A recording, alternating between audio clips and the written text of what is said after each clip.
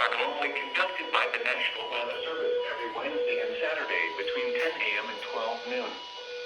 When there is a threat of severe weather in the area, the test is postponed until the first good weather day.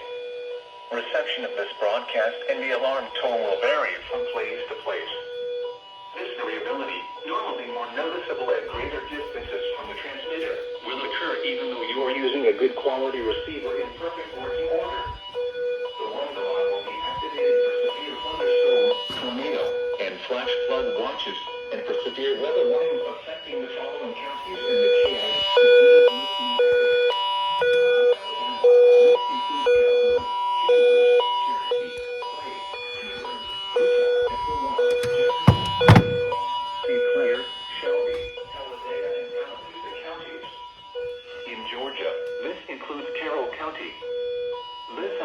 test of the NOAA weather radio warning alarm device.